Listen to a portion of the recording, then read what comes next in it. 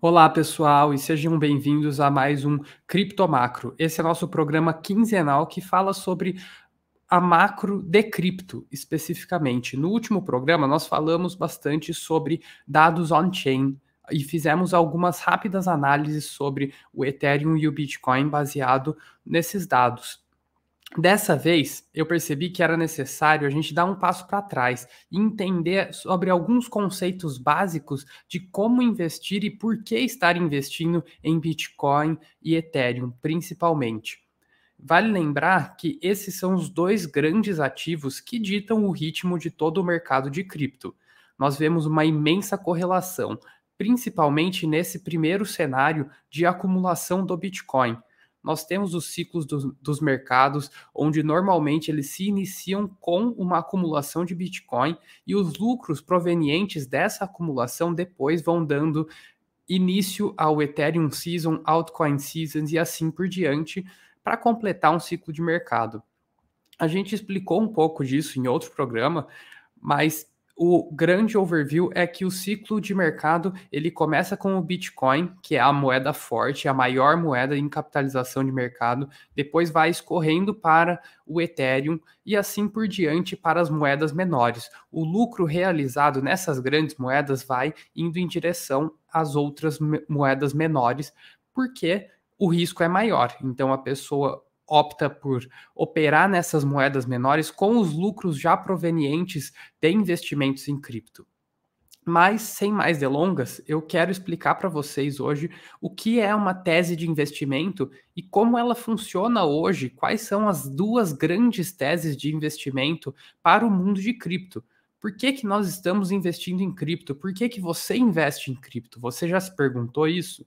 Eu sei que a tecnologia é muito legal e tem tudo para dar certo e você acredita e você gosta de tecnologia, tem vários motivos para nós estarmos investindo em cripto, mas nós temos que entender o que gera valor. E nós temos que ter uma tese de investimentos, entender exatamente por que nós estamos investindo nisso. Senão, a qualquer momento, a qualquer baixa, pode ser que a gente venda, e pode ser que seja o pior momento para se vender, que seja só uma recapitulação e a alta grande esteja por vir. Então, nós temos que ter muita clareza, de preferência ter por escrito essa nossa tese de investimento. Então, vamos começar aqui. Eu trouxe uns slides para nós, para a gente tentar entender um pouquinho melhor as teses de investimento, o que, que ela é e qual que é a principal tese para os ativos digitais. Nesse caso, nós vamos falar da tese geral de blockchain e depois da tese mais específica de Bitcoin e Ethereum, que, como eu disse, são os dois grandes ativos digitais. No começo, eu quis falar um pouco sobre o fluxo de capital dentro dos ativos digitais, porque nós estamos vivendo um momento bastante específico que nós estamos vendo uma alta muito forte até nessas últimas 2 semanas. O Bitcoin saltou de 15, 16 mil pontos para quase 25 mil pontos. Então é bastante importante a gente se lembrar por que, que nós estamos investindo e o que nós temos que estar olhando dentro desse investimento. Sem mais delongas, nós temos primeiro um overview. O que é uma tese de investimento? Ela é uma declaração que define o raciocínio e a estratégia por trás de um investimento proposto.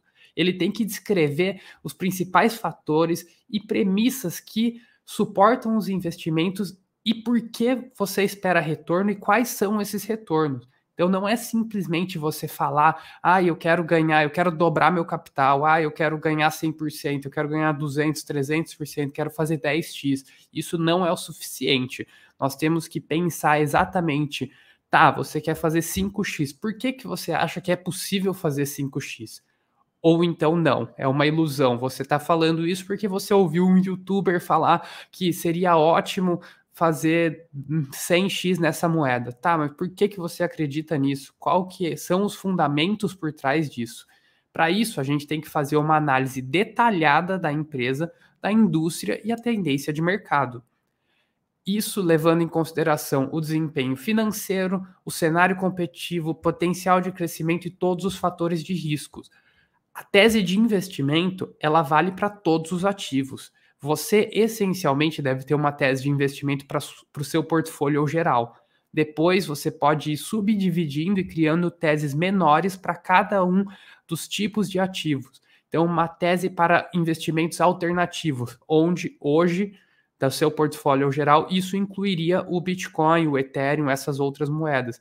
Daí você pode subdividir isso de novo para os ativos digitais, que é o que nós estamos fazendo aqui, porque esse é nosso foco. Nós estamos justamente tentando te auxiliar a construir essa sua tese de investimento nos ativos digitais.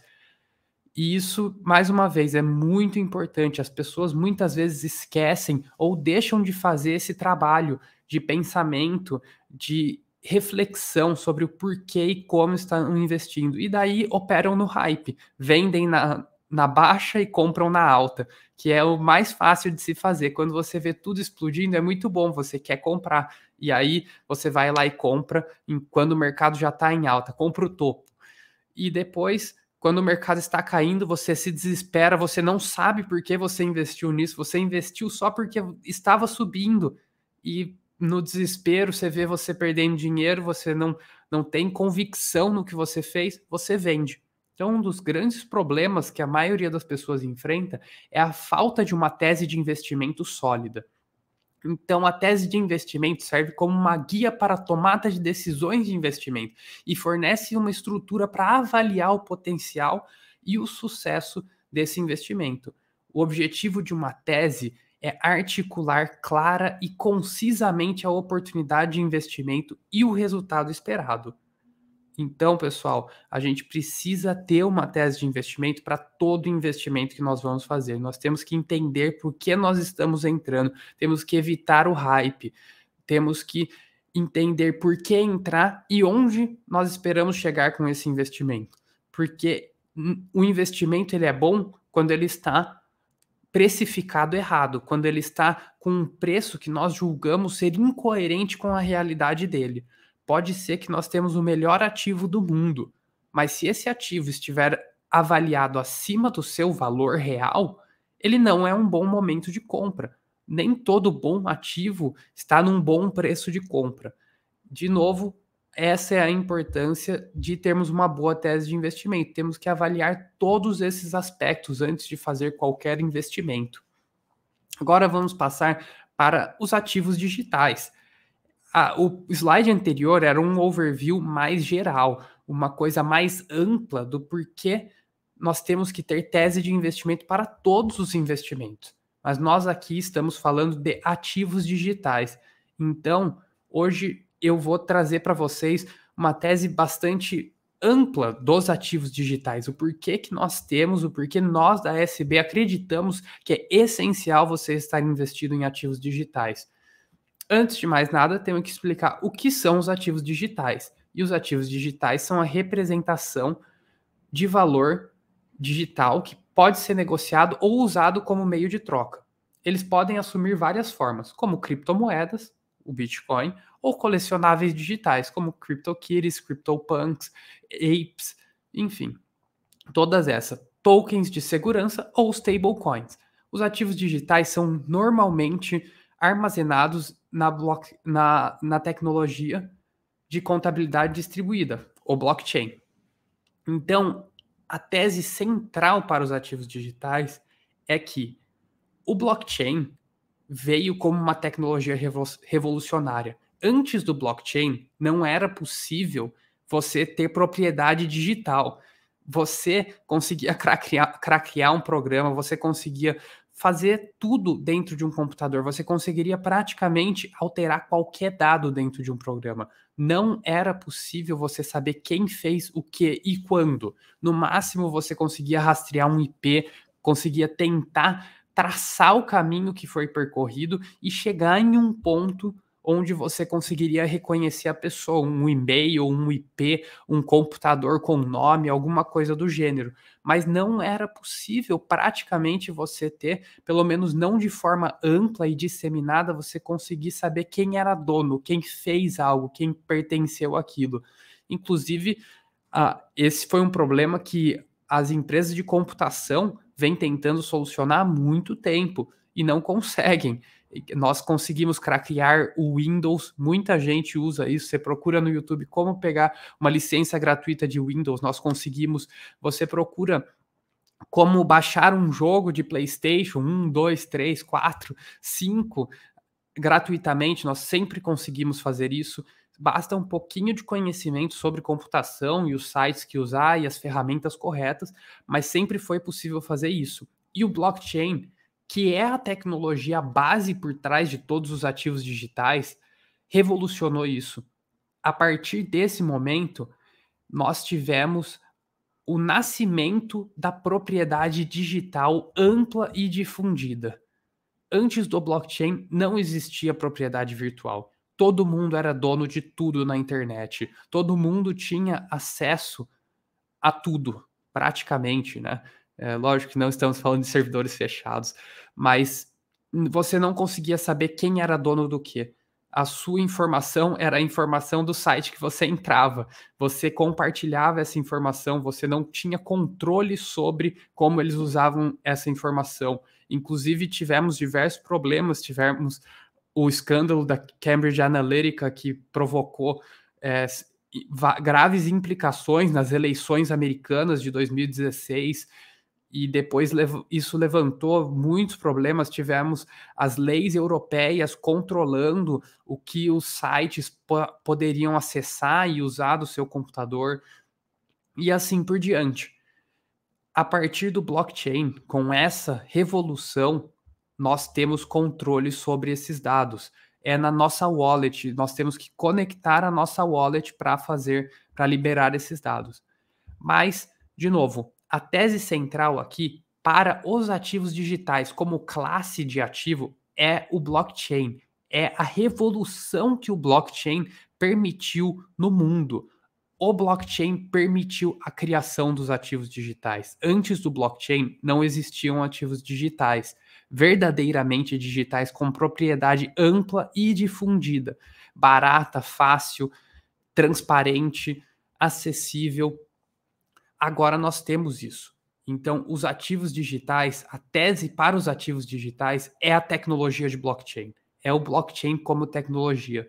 Lembrando aqui que nós estamos vindo do mais amplo para o mais específico, tá? Então, nós começamos falando sobre tese de investimento no geral, agora estamos falando de ativos digitais, que seria a maior classe, então ainda não falando de nenhum ativo específico, só o que permite a existência dos ativos digitais, o que mudou, por que que o ativo digital é tão interessante, por que que ele gera tanta valor, onde está essa geração de valor? E a geração de valor, eu acho que mal eu preciso explicar, né? Se você está aqui querendo entender tese de Bitcoin, você sabe, mas ainda tem muitas aplicações. O blockchain já está sendo usado por muitas empresas. O blockchain é um sistema imutável que facilita e gera muito menos atrito e uma taxa transacional muito mais baixa. Eu não vou ficar explicando exatamente como funciona o blockchain, porque não é o ponto aqui. Mas o blockchain ele tem 1 milhão de aplicações. Nós nem descobrimos todas as aplicações que o blockchain tem, mas ele já se mostra muito mais eficiente que muito sistema de empresa em sistema empresarial que se paga muito dinheiro por isso. Um SAP, um sistema da IBM, enfim, diversos sistemas empresariais que custam muito caro, o blockchain pode substituir com facilidade, principalmente no que tange ao sistema financeiro. No sistema financeiro, até hoje, as empresas tinham que desenvolver um sistema próprio interno, extremamente complexo, e mesmo assim existiam diversos pontos de falha. Você poderia muitas vezes errar um número, um funcionário erra um número, ou ele extrai um dinheiro, e isso acabava, podia até quebrar um banco. Com o blockchain, e a partir do momento que esse sistema seja implementado para esse tipo de operação de bancos, onde você transaciona somente dinheiro, números digitais, você elimina praticamente esse problema de erros, de overspending, enfim. Essas são as diversas vantagens que o blockchain tem por si só. Mas não vou entrar muito a fundo nisso para não me estender demais. Agora nós vamos para a tese de investimento do Bitcoin. Então, da onde vem o valor? Por que que eu devo investir, ou quero investir, ou estou investindo em Bitcoin? Nós temos que ter muita clareza disso, nós temos que constituir uma tese de investimento muito sólida para nós sabermos onde nós estamos, por que nós estamos, onde nós queremos chegar. Eu não quero, nesse vídeo, criar uma tese de investimento inteira. Eu vou apenas mostrar algum dos pontos centrais que nós aqui da Stock Blue acreditamos que sejam essenciais para qualquer um que quer investir em Bitcoin, em Ethereum, em ativos digitais, entendam. Então, essa não é uma lista exaustiva. Você tem que fazer o seu próprio exercício de reflexão. Eu só quero mostrar alguns caminhos de por que nós entendemos que é um bom investimento isso, e a nossa tese para estar investindo no Bitcoin. Em primeiro lugar, ele é o primeiro ativo verdadeiramente digital. Ele que inaugurou a tecnologia de blockchain de forma difundida. Haviam outros experimentos anteriores ao Bitcoin, mas foi ele que conseguiu de fato gerar adoção para esse sistema e demonstrar a usabilidade desse sistema como talvez um substituto para o sistema financeiro. No seu white paper, ele fala. O white paper é o projeto inicial, né? E o Satoshi Nakamoto, que é o grupo, o pseudônimo criador do Bitcoin, fala em até substituir bancos centrais. É uma busca quase utópica, mas serve para a gente entender o que ele fez, como que ele pretende ser revolucionário. E é sendo esse primeiro ativo verdadeiramente digital, que permite com que você transacione sem um intermediário. Ele permite com que o próprio sistema, a própria computação gere a confiança entre os indivíduos. Nós não precisamos mais de um terceiro dando credibilidade, um banco. Se eu não confio em você para me mandar o dinheiro, eu normalmente precisaria de um banco. Agora não. Você me mandou o dinheiro, ele cai na minha conta e não tem erro. Eu não preciso que alguém autorize essa transação, que alguém faça essa transferência de dinheiro por trás dos panos. Seria como você fisicamente me entregar o dinheiro. Não tem mais volta. Uma vez que você me entregou, está em minha posse. E você só vai tomar de volta de mim se eu fizer uma transação para você. De qualquer outra forma, isso não vai acontecer. Então, esse é um dos grandes motivos para estar investido em Bitcoin. É essa revolução que ele trouxe. Mas isso por si só não sustenta o Bitcoin. Não é porque ele é o primeiro que quer dizer que ele tenha sucesso, que seu preço vá valorizar. Então, a sua capacidade de uso do blockchain foi essencial. Esse ponto anda em conjunto com o que eu acabei de falar, que é o primeiro ativo verdadeiramente digital. Isso é muito por conta da sua capacidade de usar o blockchain, de criar esse blockchain funcionando da maneira como ele funciona.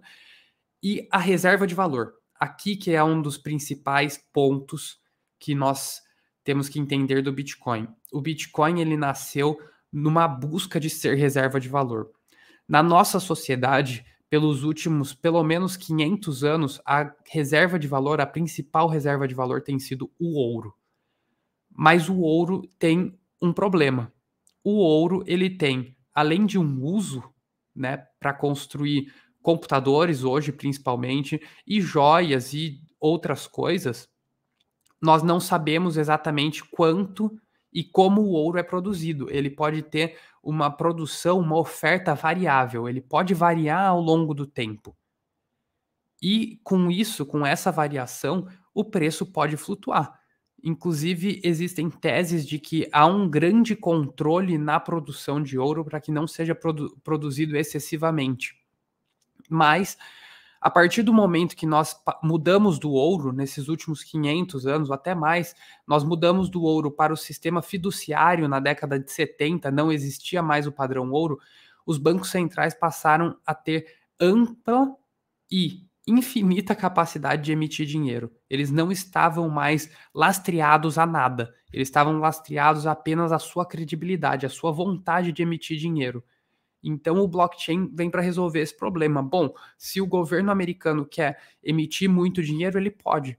Agora, o Bitcoin, não. E daí é o quarto ponto.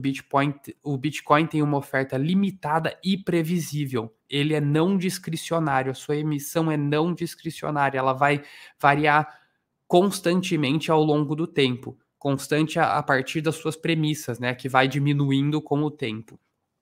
Então, nós sabemos quantos bitcoins nós vamos ter no final. São 21 milhões, menos aqueles que forem perdidos pelo caminho por wallets não acessíveis. E isso é uma das grandes revoluções que o Bitcoin tenta trazer para o sistema financeiro. É ser essa reserva de valor por ter uma oferta limitada e previsível, voltando talvez a algo mais parecido com o ouro, até talvez mais eficiente que o ouro, porque o ouro existe sim uma demanda real pelo ouro para outras finalidades e a produção que nós não conseguimos saber. E outro problema do ouro é que nós podemos descobrir novos métodos, talvez uma maneira de sintetizar o ouro, talvez achar um meteoro que contenha imensas quantidades de ouro. E isso criaria um imenso desbalanço dessa oferta de ouro. Com o Bitcoin, isso não vai acontecer. Ele foi programado desde o primeiro dia para ter uma oferta limitada e previsível, que é não discricionária. Então, o Bitcoin ele vem para resolver todos esses problemas. Por último, nós temos a adoção. Para mim, esse é o mais importante de todos esses pontos. Porque por mais que ele tenha que ele tente ser uma reserva de valor, que ele tenha uma oferta limitada e previsível, isso automaticamente não gera valor para ele. Se as pessoas não entenderem que isso tem um valor, e eu mesmo sou um cético do Bitcoin. Eu não acredito que ele, por ser o primeiro ativo, por usar o Bitcoin, por tentar ser uma reserva de valor, que na minha opinião não necessariamente é uma boa reserva de valor, e nem por ter uma oferta limitada e previsível, quer dizer que o Bitcoin vai valer dinheiro. Pode ser que só uma pessoa deseje ter Bitcoin no mundo, eu, Arthur. E se ninguém mais quiser esse ativo, se não houver uma demanda por esse ativo, o valor dele vai ficar baixo e vai permanecer baixo.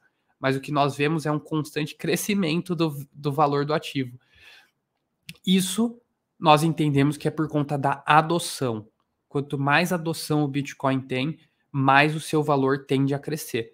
Aqui nós trouxemos um gráfico onde a gente compara a adoção do Bitcoin com a adoção da internet. Nós sabemos o que foi a internet. Todo mundo queria estar investido na internet em 2000 e na década de 90, no começo dos anos 2000. Nós sabemos onde chegou a Amazon, onde chegou o Facebook hoje, com o benefício de olhar para trás e entender que foram grandes sucessos esses.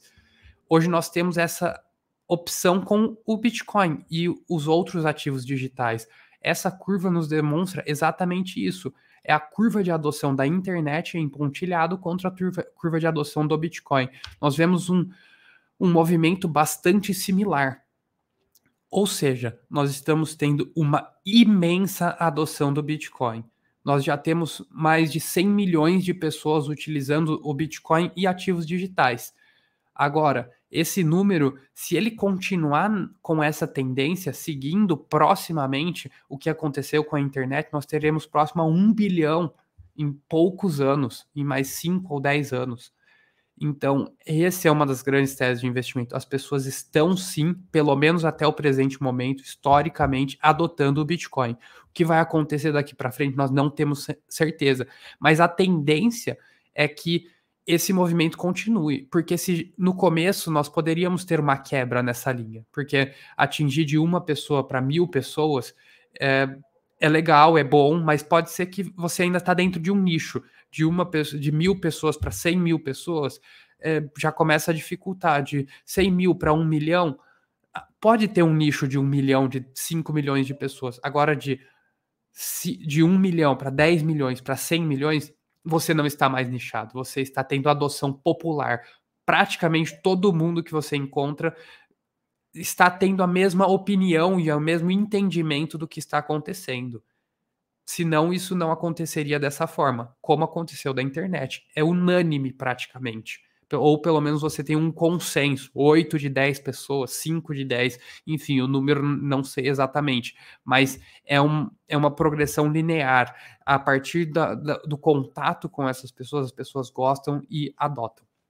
Então, essa, para mim, é o principal motivo, a principal tese de investimento, o motivo para se investir em Bitcoin. Entender essa curva de adoção que está acompanhando muito próximo com a internet. Agora vamos para o Ethereum.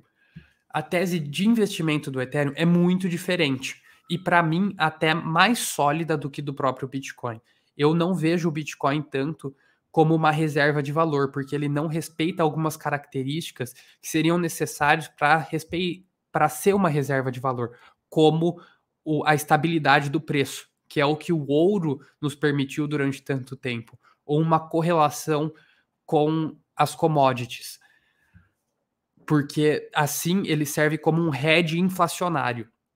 O Bitcoin não tem essas características de forma intrínseca. Às vezes ele respeita isso, às vezes não, como nós vimos agora nos últimos meses. A inflação subindo muito e o Bitcoin não necessariamente, o Bitcoin caindo mesmo, né? Então, nem sempre que a inflação está subindo, o Bitcoin também vai subir, porque as pessoas vão correr. Essa é uma das teses que eu considero errada do Bitcoin, que o Bitcoin é um hedge inflacionário. Talvez no longo prazo ele se mostre e se comprove como um hedge inflacionário, mas ele não é intrinsecamente um hedge inflacionário. Então nós temos que diferenciar algumas coisas, as coisas que nós achamos do que acabam se comprovando como realidade. E a tese de investimento do Ethereum é por ele ser o primeiro ativo Turing completo. O que isso quer dizer? Um ativo Turing completo é quando ele consegue fazer todo tipo de operação. Um ativo que atinge isso é uma linguagem de programação que permite com que você faça tudo. Você execute loops, você execute praticamente qualquer coisa. Você consiga executar qualquer coisa dentro dessa rede. No Bitcoin isso não é possível. Ele limita as funções que você consegue executar dentro daquele blockchain. O Ethereum não. Ele vem para resolver isso. Ele vem para permitir com que você faça tudo dentro dele. E isso é ser um ativo Turing completo. Como o Bitcoin não era isso, o Ethereum veio sendo a primeira rede verdadeiramente Turing completa, que permite com que nós executemos qualquer contrato, qualquer coisa dentro dele. Isso através dos contratos inteligentes, né? Então, o blockchain que permite a execução de contratos inteligentes de forma eficiente é o Ethereum. Esse é o primeiro.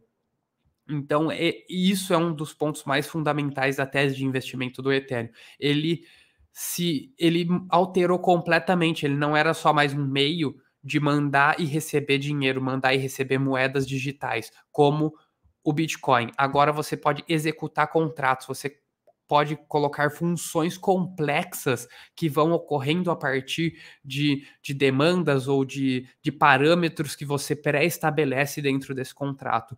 Você pode criar uma seguradora dentro de um contrato de Ethereum. Você pode fazer as DEXs, você pode fazer muita coisa dentro do Ethereum, o que antes não era possível. Desculpem. E esses contratos inteligentes revolucionam tudo, né? Antes era só um meio de mandar e receber dinheiro, agora virou um meio de fazer tudo. Você pode literalmente fazer quase qualquer coisa que você consiga programar, que seja programável em um blockchain, no blockchain Ethereum. Outra coisa muito legal do Ethereum que favorece muito essa rede é a demanda por moeda para executar contratos. Então, para você executar, subir qualquer contrato, fazer qualquer transação na rede, você precisa usar ETH, que é a moeda do Ethereum. E isso é parecido com o Bitcoin, porque você também usa Bitcoin na rede Bitcoin para executar transações. Mas o Ethereum você tem uma demanda muito maior, porque você tem aplicações mais amplas por conta desses contratos inteligentes. Então, você tem uma demanda consistente para o uso da rede. O Ethereum acaba funcionando, o ETH acaba funcionando para a rede Ethereum como um token de acesso. Seria a moeda de pagamento para você acessar a sua capacidade de computação em cloud. Então, seria como se o Ethereum te vendesse um serviço igual ao da AWS.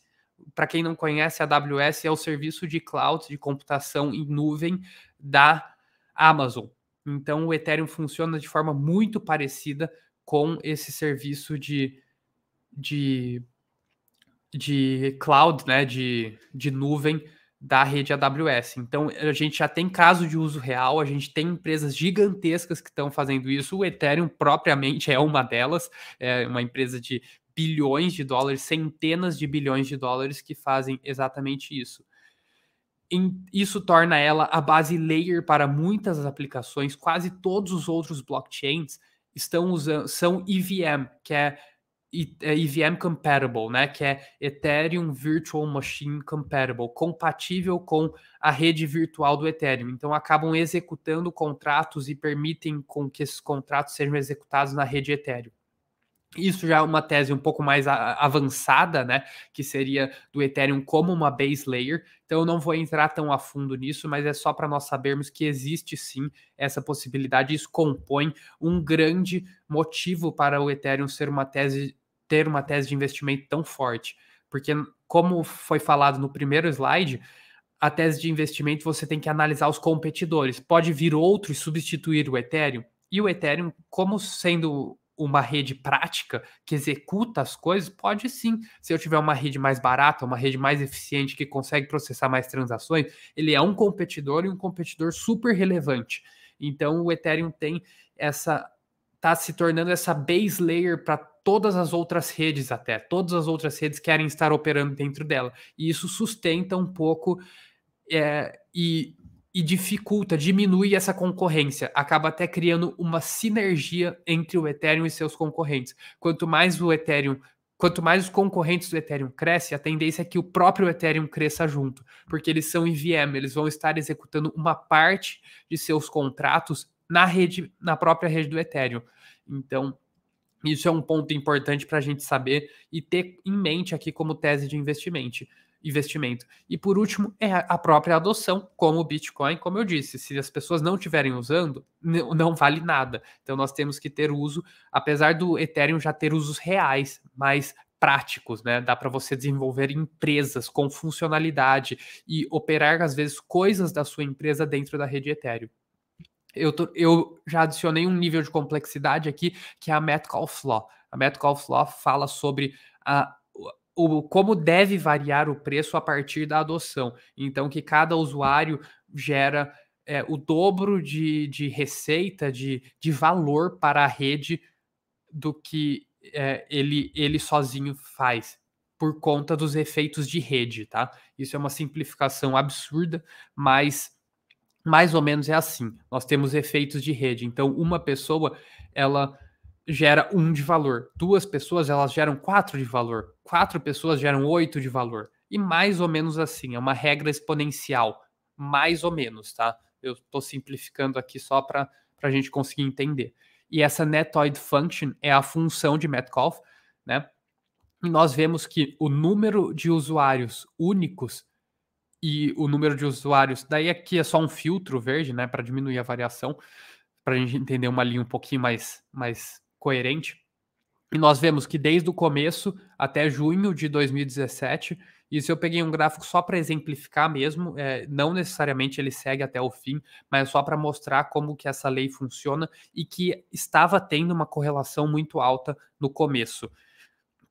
É evidente que a rede vai ficando muito grande, não necessariamente os efeitos de rede acabam sendo tão grandes. Nós temos uma redução na taxa marginal de crescimento. Mas isso também são complexidades. Aqui a gente só quer entender que a adoção é um fenômeno muito importante. Nós estamos sim tendo adoção, as pessoas estão sim cada vez usando mais, Ethereum também.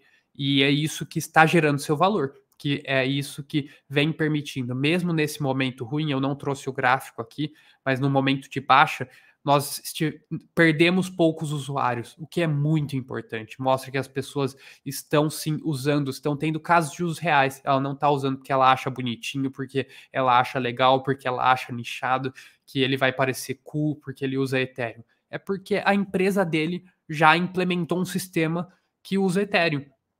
que tem que pagar esse processamento do Ethereum, que tem contratos inteligentes em rede. Então, por hoje, pessoal, é isso. Eu espero que vocês tenham entendido sobre o que é uma tese de investimento, por que é importante que nós tenhamos uma tese de investimento. Eu quero que vocês saiam daqui e pegue os ativos que vocês têm em carteira e pense por que você tem cada um desses ativos. Faça a sua própria tese de investimento para cada um dos ativos, mais ou menos como eu fiz aqui. O certo é que seja até um pouco mais profundo. Eu tentei dar só um overview, dar alguns caminhos de como se pensar sobre a tese de investimento. Mas o legal é que você entenda por que eu estou investindo em ativos digitais. Por que eu estou investindo em Bitcoin? Por que eu estou investindo em Ethereum? Por que eu estou investindo em Uniswap? Qual que é a minha tese? Até onde esse ativo pode chegar? Quantas pessoas estão usando esse ativo? E essa é a importância da tese de investimento. A tese de investimento é o que fundamenta o que eu mostrei no outro cripto macro, que é por que olhar dados on-chain. Eu olho dados on-chain para sustentar ou fragilizar minha tese de investimento, porque eu quero sempre comprovar minha tese errada. Eu tenho que procurar dados que não sustentem minha tese. Porque se eu comprovar que a minha tese está errada por alguma razão, putz, a adoção morreu.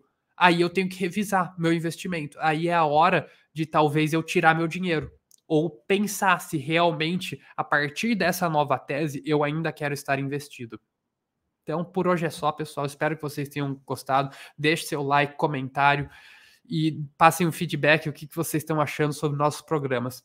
Um abraço e até a próxima. Bons trades a todos.